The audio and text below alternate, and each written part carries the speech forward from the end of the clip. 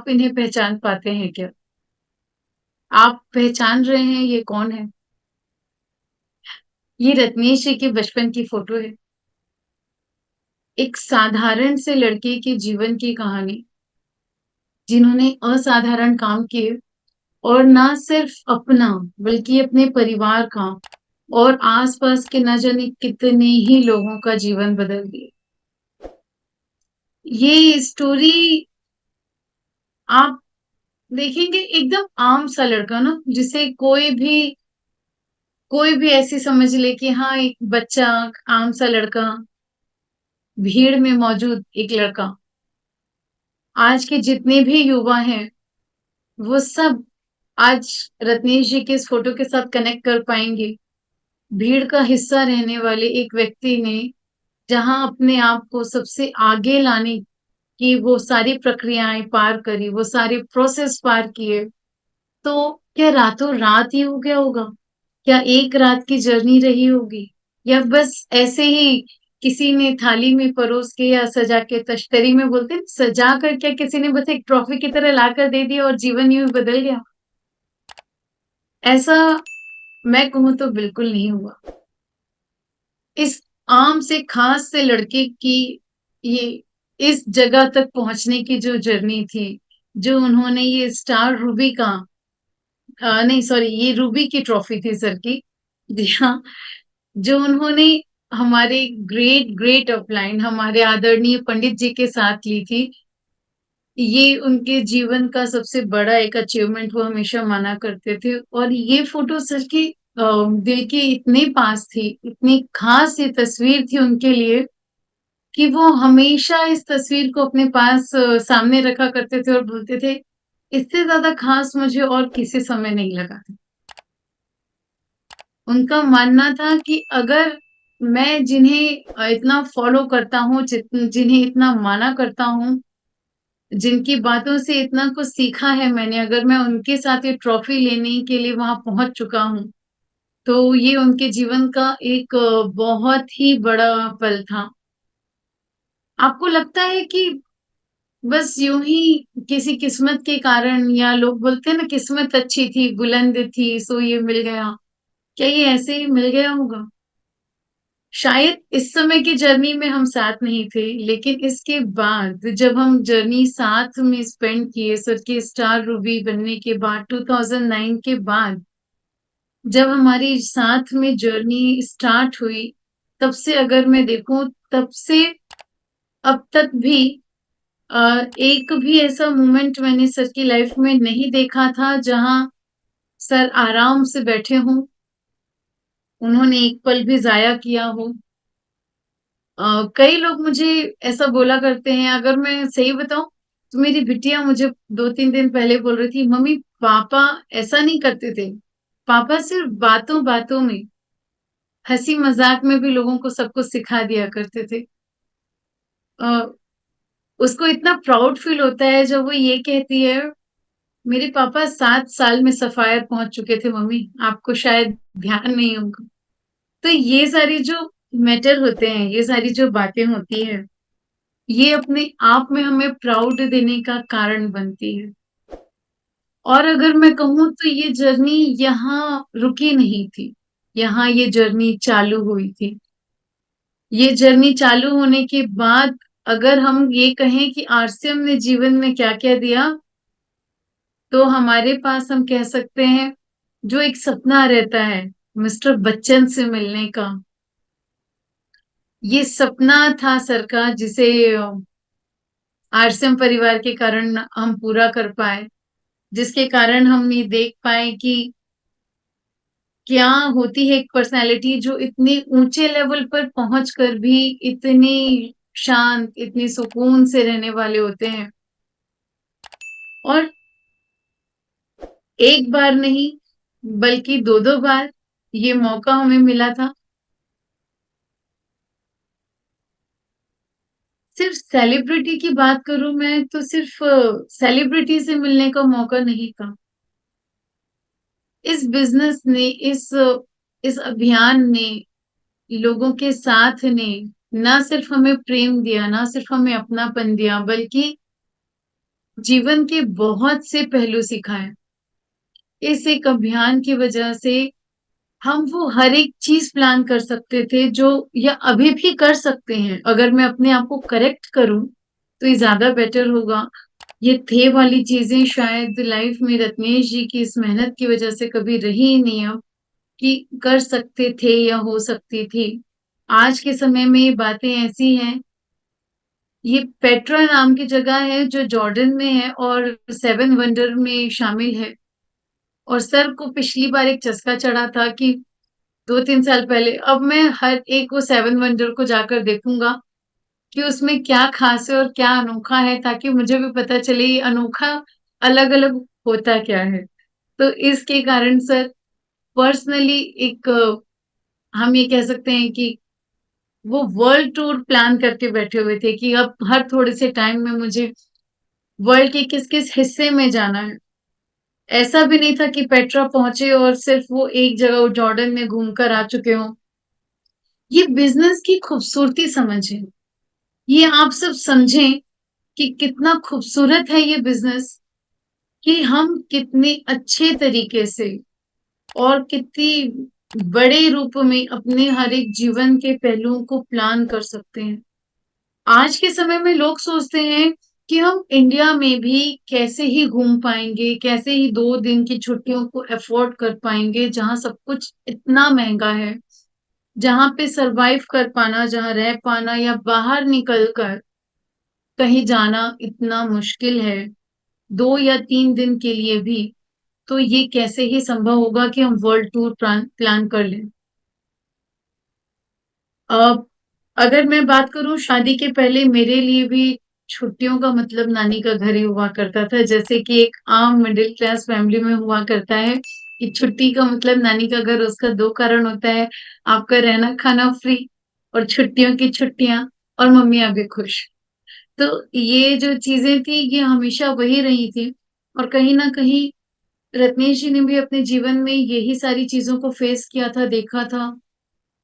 और इस गहराई को, इस तकलीफ को वो बहुत अच्छे से समझते थे कि क्या होता है एक मिडिल क्लास फैमिली में रहना, और उसमें हर तरह के चीजों के साथ में आपका वहां रहते हुए हर एक चीज के साथ में समझौता करना, हर छोटी छोटी खुशियों के साथ समझौता करना, कितना मुश्किल होता है ये सब कुछ कर पाना। इसीलिए सर हमेशा बोला करते थे कि गरीब पैदा होना गुनाह नहीं है, पर गरीब मर जाना ये बहुत बड़ा गुनाह है।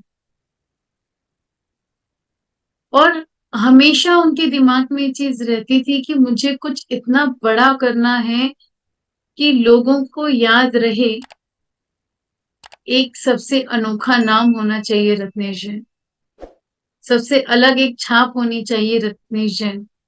और मेरा ये मानना है कि शायद सर ने ये चीज कर ली, और हमारे आने वाली पीढ़ी जो है वो वाकई एक ऐसे दादा को जानेगी जहां पे, जिन्होंने आरसीएम उनके जीवन में दिया, जिन्होंने उनके जीवन को बदला।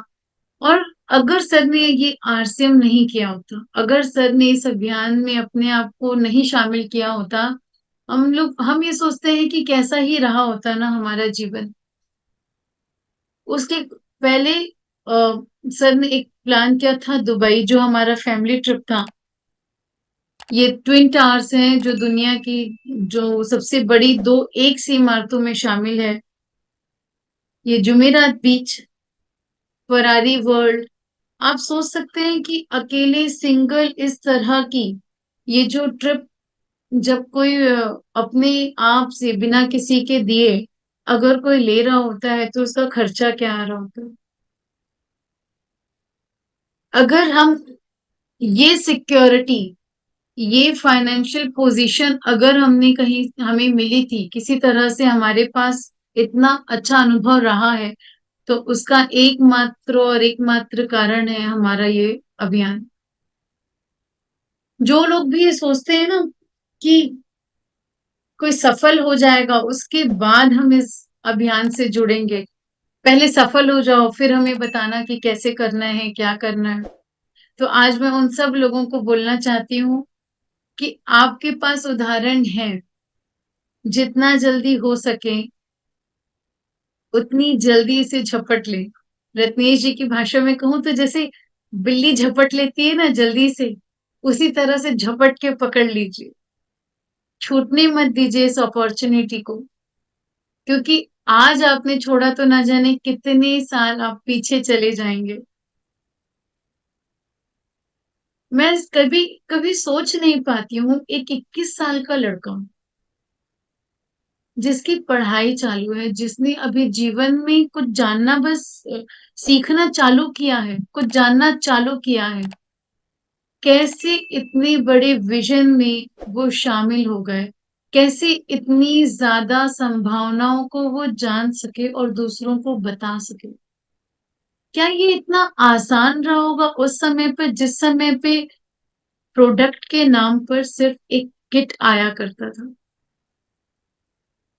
एक किट जो इतनी आसानी से नहीं मिला करता था, जब हर जगह पीयूसी नहीं हुआ करते थे, जब पूरे के पूरे रत्नेश जी बताया करते हैं, मैं उधारी की बाइक लेता था, उस पे मैं खूब सारे किट, कभी थैले में कभी बोरे में हम भरते थे, उसे पैक करते थे जल्दी से, और लोगों को ऐड करके, वो ऐड करने का प्रोसेस भी बड़ा बड़ा मुश्किल बताया करते थे, कि फॉर्म को भरो, उसकी कॉपी अपने पास रखो, कहाँ किसकी बात करना है, सबके बाद एक के बाद एक फॉर्म को जमा करते जाओ।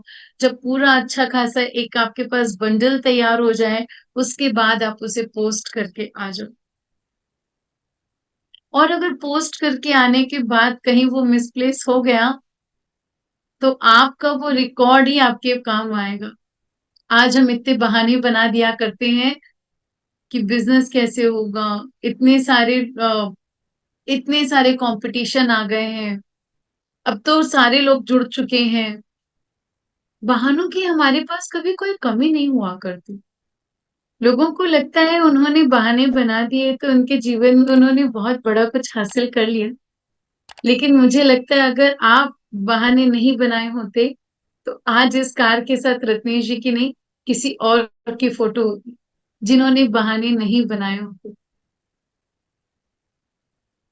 इतना आसान तो उस समय पर भी नहीं था लोगों को ये समझा पाना, ये विजन दिखा पाना, ये बताना कि ये जो अभियान है, ये ये अभियान नहीं है जो आपको सिर्फ दाल रोटी कपड़ा देगा। ये वो अभियान है जो आपके जीवन को बदल देगा, जो आपको कुछ सपने देने के देखने के कारण देगा, जो आपके घर में आपके अपनों को खुशियों से भरपूर कर देने का कारण बन जाएगा।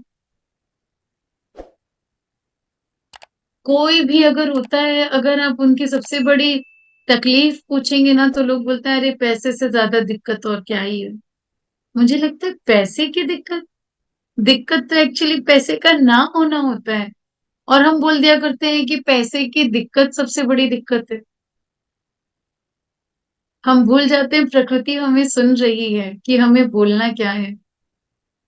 तो बहुत सी छोटी छोटी छोटी चीजें जो जीवन में रही, जो 15 साल में मैंने इस सफर में सीखा, कि एक दिन भी थके बिना, रुके बिना, रत्नेश जी को जिस तरह से मैंने काम करते देखा है, जिस तरह से जीवन जीते देखा है, वो अपने आप में असाधारण था।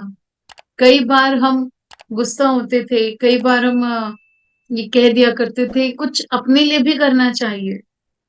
आप जो दिन रात लगे रहते हैं, इसमें से कुछ टाइम चुरा कर अपने लिए भी रखना चाहिए। पर उनके लिए सबसे ज्यादा जरूरी था ये लोगों का साथ, अपने लोगों को किसी लेवल पर पहुंचाना। हर बार हमने अगर कोई चीज महसूस की है सर के साथ में, तो बस यही रहता था। सर जो बोलते हैं ना, एक दम भरने वाली बात होती है ना, लोग दम भरा करते हैं। रत्नेश जी अपने परिवार के सामने भी अपनी टीम का ही दम भरा करते थे। अगर हम बोलते थे ना हाँ ठीक है जाओ देखते हैं कौन कर रहा है, तो सर हमें बताते थे बहुत है, गिनते रह जाओगे तो गिन नहीं पाओगे कि है कौन कौन। और आज वो चीज मुझे समझ आती है कि वाकई में ये बस यूं ही नहीं था कि यूं ही कह नहीं रहे थे, यूं ही हम ऐसे ही कभी भी प्लान बना लें तो ये हमारे लिए बड़ी बात नहीं हुआ करती थी, क्योंकि रत्नेश जी के सपने भी उतने ही बड़े थे और उन्होंने जितना काम किया है वो सिर्फ इसलिए कर पाए हैं क्योंकि वो एक एक काफी फन लवर व्यक्ति, जो हर समय उत्साहित रहते थे, हर समय जोश में रहते थे। उन्हें ये पता था कि सिर्फ काम करते रहने से वो चीजें उनके मन में नहीं आने वाली है।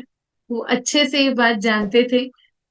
उनके लिए मोटिवेशनल फैक्टरों में सिर्फ पैसा ही नहीं था, उनके लिए मोटिवेशनल फैक्टर में घूमना भी बहुत बड़ा एक मोटिवेशनल फैक्टर था।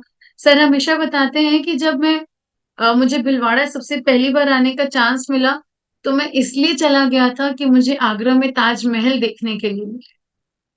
उनको सबसे ज्यादा आकर्षित, अगर मैं बताऊं तो भिलवाड़ा नहीं कर रहा था, उनको सबसे ज्यादा आकर्षित कर रहा था वो ताजमहल।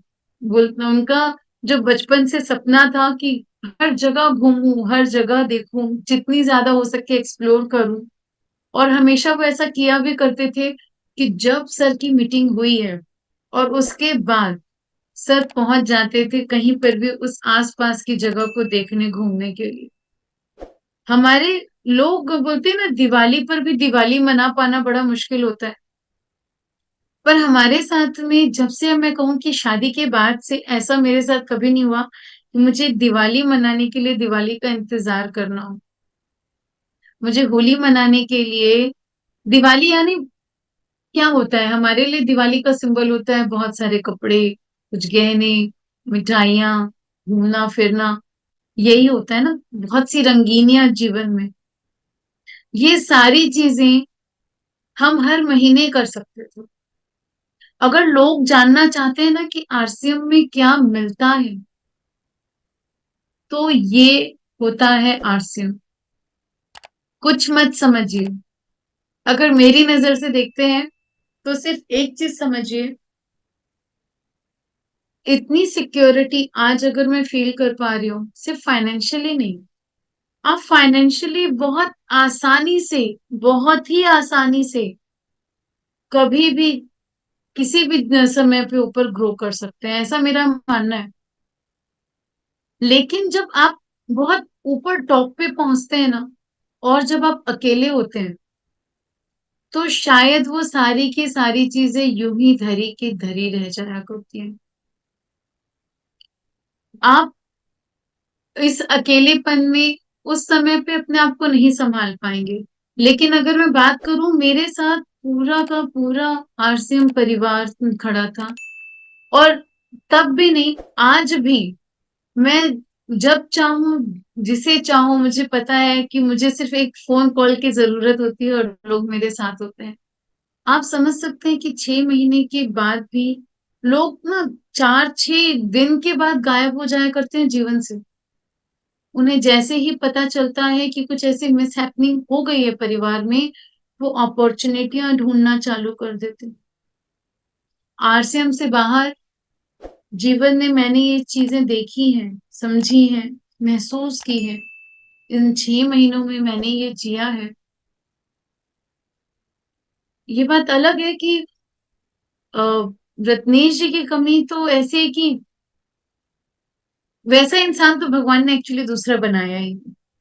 दिक्कत ये है ना कि कुछ बहुत अच्छी चीज बनाकर भगवान फिर दूसरी बार नहीं बनाते। जैसे ताजमहल एक ही बार बना, दुनिया के 7 अजूबे एक ही बार बने, रत्नेश जी जैसा व्यक्ति भी एक ही बार बना था, उनसे बेहतर नहीं। तो आज अगर मैं कहूँ कि ये स्टोरी इतनी डिटेल में बताने का कारण क्या था,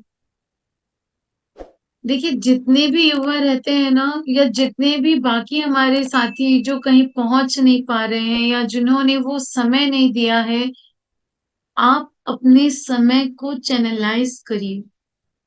अपनी पूरी टाइम को इस हिसाब से आप डिवाइड करिए कि जीवन में किस तरह से, किस समय पे आपको क्या अचीव करना है। क्या आप आपके नहीं रहने के बाद में आपके परिवार की स्थिति वही होगी जो आज है? क्या जीवन उतना ही सुखद हो पाएगा जितना आज है? एक बार का ये सोचना भी बड़ा मुश्किल होता है कि कैसे यूं ही रातों रात जीवन बदल जाएगा, और रातों रात आपको जीवन में बहुत नई जिम्मेदारियां लेनी होगी। और जिम्मेदारियों से भी ऊपर ये है कि किसी एक व्यक्ति के बिना जो मैं कहूँ पूरे परिवार की जान थे, जो पूरी टीम की जान थे, उनके बिना सब कुछ मैनेज करना, हैंडल करना, तो अ, ये किसी के साथ भी हो सकता है। इस घटना के बाद में मेरे सोचने का बहुत सारा नजरिया बदल गया मेरे जीवन में। पहले कभी भी बोलते ना, फियरलेस होना क्या होता है, कोई मुझसे जान सकता था। मैं कहीं पर भी किसी भी समय कभी भी घूमने की हिम्मत रखती थी। आज भी है, पर वो, अब वो शायद वो बातें नहीं, ठीक है। आज भी मुझे पता है कि मैं आरसीएम परिवार में हूं, तो मैं कभी भी कहीं पर भी किसी भी समय किसी भी स्टेशन पे पहुंच सकती हूँ। मुझे कोई तकलीफ नहीं होगी। आज भी जीवन में वैसा कुछ इतना उन्होंने करा है कि आज भी जीवन में वैसा कुछ नहीं बदला। अभी भी हम नेशनल नहीं, हम इंटरनेशनल एक टूर करके आए, जो रत्नेश जी ने अपने बच्चों के लिए एक सोच रखा था कि मुझे उनको बाली लेकर जाना ही जाना है। अभी वो एक इंटरनेशनल टूर हम करके आए हैं। क्या और कोई भी अभियान, कोई बिजनेस, मैं कुछ भी नाम कह दूं, क्या वहां ये संभव हो पाता? एक बार चैट करके जरूर बताइए, अगर किसी को लगता है कि कोई और भी ऐसी अपॉर्चुनिटी है जहां पे ये सब संभव है, तो आप जरूर चैट करके बताएं। क्योंकि मैंने जितनी चीजों को देखा, सुना, जाना है, मुझे ऐसी कोई चीजें नजर नहीं है। खास तौर पे जब हमारे साथ में, हमने अभी बीच में थोड़े से समय पहले ही एक बहुत बड़े हम पेंडेमिक से निकले हैं। हमने कोविड को फेस किया था।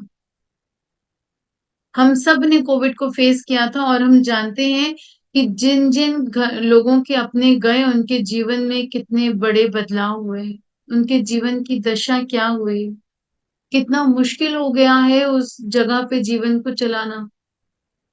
अगर एक बहुत बड़े डॉक्टर के साथ कुछ हुआ होगा, तो क्या उनका परिवार उस लेवल पे रहा होगा? भले उनके पास लाखों की इनकम आती थी, पर क्या आज आती है?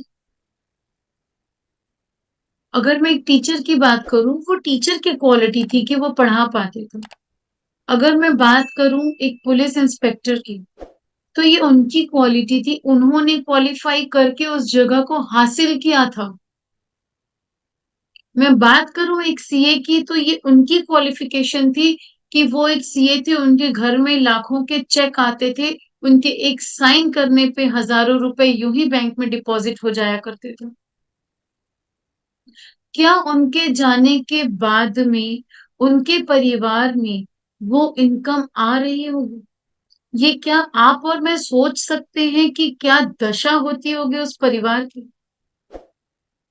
तो अब जब आपसे कोई कहे कि क्यों करना है, तो इससे ज्यादा मेरे पास, और मैं कहूं तो और कोई ऐसा कारण नहीं जहां मैं ये कह सकूं कि आरसीएम क्यों करना है और आरसीएम ही क्यों करना है। अगर मैं ये कहूं, तो इससे ज्यादा अच्छी जगह आपको और कहीं नहीं मिलने वाली। ये सिक्योरिटी, ये अपनापन, इतनी अच्छे प्रोडक्ट और इतनी अच्छी नॉलेज, इतना अच्छा एजुकेशन, जहां लोग आपको अपना मान पा रहे हैं, ये शायद ही कहीं और हो। कैसे करना है, ये बताने की उतनी जरूरत नहीं लगती मुझे। सबके अपने तरीके हैं, और उसमें अगर मैं बताऊं, तो सिर्फ इतना ही बताना चाहूंगी कि आपका ये जो दिमाग है, अगर आप इसे सही पोषण नहीं देंगे तो ये कुछ भी ग्रहण कर लेगा। इसमें भी वो ग्रेविटी है जो मुझे फील होती है कि हमारे दिमाग में भी वो ग्रेविटी होती है कि कहीं ना कहीं से कुछ ना कुछ हमारे दिमाग में आ ही जाया करता है। आई थिंक ये बात सब कोई एग्री करेंगे। रजन मैम, ऐसा आप भी रजन मैम, आपने भी ऐसा देखा होगा कि अगर हम अपने दिमाग को सही चीज नहीं दे रहे होते हैं तो कहीं ना कहीं से वो कुछ ना कुछ ऊटपटांग डाल ही लिया करती है। यस। Yes ma'am. ऐसा जी जी। और अगर सबसे अच्छा तरीका अगर हमारे पास है जो हमारा ये सिस्टम हमें सिखाता है वो ये है, ये जो हमारे पास ज्ञान के इतने भंडार है ना, इनको सीधा सीधा हम एनर्जी दे, सीधा बूस्ट अप कर दें अपने दिमाग को, बिना कोई भी एक भी पल जाया किए। और इससे जो कमाल होगा वो बहुत ही शानदार होगा। ये जो इतनी सारी हमारे जीवन की घड़ियां होती है ना, इतने सारा जो टिक टिक टिक टिक, ये नहीं हुआ, वो नहीं हुआ, ऐसा नहीं हुआ, कितने बहाने बनाते हैं हम सब ना करने के। प्रोडक्ट सेल नहीं हुआ, प्रोडक्ट महंगे हैं, मेरे पास तो टाइम ही नहीं है। सबसे शानदार चीज मुझे लगती है, आपको जीवन भी ऊपर उठाना है और आप बोलते हैं टाइम भी नहीं है। और किसके लिए टाइम नहीं है? आपके पास टाइम नहीं है किसी से ये चर्चा करने की कि ये प्रोडक्ट कितने अच्छे हैं। आपके पास टाइम नहीं है 1 PM में आने का। आपके पास टाइम नहीं है 8 PM में आने का। आपके पास टाइम नहीं है होम मीटिंग करने का। आपके पास टाइम नहीं है वीकली मीटिंग करने का। आपके पास टाइम नहीं है सेमिनार में जाने का। तो आप ये सोचें, आप अपने जीवन के इस अमूल्य समय को कहाँ लगा रहे हैं? क्या ये समय आज अगर हम यूं ही जाया कर देंगे कि देख रहे हैं ना, छोटी छोटी सी घड़ियां कहीं गायब हो जा रही। जीवन में जो समय जाता है ना, वो कभी लौट कर नहीं आता। कभी भी हमारे पास वो समय लौट कर नहीं आता है जो एक बार जाता है। लोग बोलते हैं कि दान की अगर हम विशेषता बताएं तो सबसे अच्छा दान होता है समय का, क्योंकि इसे कभी भी रिप्लेस नहीं किया जा सकता। कभी भी समय को रिप्लेस नहीं कर सकते। किसी ने आपको पैसा दिया, आप उसे रिटर्न पैसा कर सकते हैं। किसी ने आपको कोई वस्तु दी, आप उसे वो वस्तु से वापस कर सकते हैं। लेकिन एक समय जो उस व्यक्ति ने दिया, जो गुजर गया, आप उसे कभी कभी भी वापस नहीं कर पाएंगे। अगर जीवन में कुछ करना है तो वो आपको ही करना होगा, आपके जीवन के लिए। कोई भी और ऐसा नहीं होगा जो आपके जीवन में आने वाली चीजों को आपके लिए परिवर्तित कर सके। हम श्री कृष्ण के बारे में हमेशा सब मानते हैं ना, सबके आइडल रहते हैं कृष्ण जी। एक बहुत खूबसूरत लाइन है उनके लिए, न रुक्मणी वल्लभा, न वसुदेव सुता, न रुक्मणी वल्लभा, न वसुदेव सुता, न देवकी पुत्रा, न यशोदा नंदना, कृष्णा स्वयं कृष्ण। क्यों कृष्ण जी को ही सब इतना आइडल मानते हैं? कभी आपने सोचा? उनके जन्म से लेके अंतिम दिन तक का अगर आप एक भी दिन उठाएंगे ना, एक भी दिन, तो आप पाएंगे उनके जीवन के चालू होने से अंत होने तक हर दिन, हर समय उन्होंने सिर्फ हमें कुछ ना कुछ सिखाया, कुछ ना कुछ ऐसा कार्य किया जो लोगों के लिए एक मिसाल बना, जिसे हर कोई आज के समय पे फॉलो करता है। जितनी भी जीवन की जितनी भी बातें थी जो उस समय चली आ रही थी, उन सब को बदलने की जो बातें रखी वो किसने रखी? श्री कृष्ण ने रखी। और उनके जीवन को पूरा का पूरा देखें तो आज के समय पे हर एक के जीवन पे वो लागू होता है। कहीं ना कहीं हर एक पहलू अगर हम देखें तो हम देखेंगे कि हम वहां रिलेट कर पाएंगे कृष्ण जी को। तो इसी तरह से सबसे बड़ी बात यही है, परिवर्तन हमें लाना पड़ता है। हमारे जीवन में अगर हम चाहते हैं कि हम लोगों के सामने मिसाल बने, परिवर्तन हमें लाना हो। क्या कृष्ण जी के जीवन में चुनौतियां नहीं थी? क्या कृष्ण जी के जीवन में काम नहीं थे?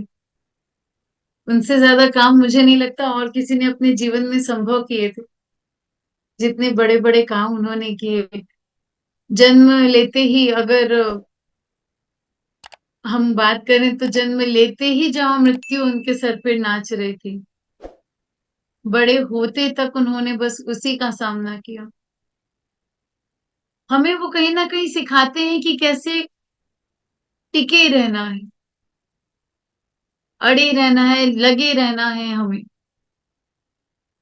जब हम कंसिस्टेंटली किसी काम को करते हैं ना, लगातार बार बार, अनेकों बार, तो हम बार बार उस काम को करके, उसके अभ्यास को करके उसमें महारत हासिल करते हैं। करत करत अभ्यास से जड़मति होते सीख जाए, रसरी आवत जाते और पत्थर पर पड़े निशान। जब एक पत्थर पर सिर्फ एक रस्सी के माध्यम से निशान बनाया जा सकता है, तो क्या हमारा आरसीएम अभियान उससे ज्यादा मुश्किल है जो नहीं किया जा सकता हो? क्या इतना मुश्किल है किसी को ये बता पाना कि अच्छे प्रोडक्ट कम में कैसे मिलते हैं और वो स्वास्थ्य को क्या लाभ देते हैं? क्या इससे अच्छी कोई और जगह है जहां ये पता चलता है आप स्वस्थ कैसे रह सकते हैं, आप फाइनेंशियल फ्री कैसे रह सकते हैं, आप किस तरह से एक अभियान में काम करते हुए जी दुनिया के हर एक कोने में घूम सकते हैं? इतनी खूबसूरती, इतनी अच्छी चीजें आपको और कहाँ मिल सकती है, एक बार आप सोच कर भी देखें तो। मुझे ऐसी कोई और जगह नजर नहीं आई थी। हमेशा हमें कोशिश करना है कि कितनी अच्छे तरीके से हम अपनी टीम के साथ में काम करते हुए उन सब के लिए, उन्हें आगे लाने के लिए, उनकी पिन लेवल, उनकी उस लेवल को चेंज करने के लिए हमें काम करना है। क्योंकि रत्नेश जी से मैंने इतने समय पे यही सीखा है कि अगर करना है कुछ तो जो हमारे साथ हैं, जो हमारे साथ आए हैं, काम हमें ऐसा करना है कि उनके लेवल बदले। खुशियां उनके घर आएगी तो दुगनी हमारे पास अपने आप पहुंच जाएगी। दूसरे की खुशी में जब हम शामिल हो जाएंगे तो अपने आप वो चीजें हम अनुभव कर पाएंगे।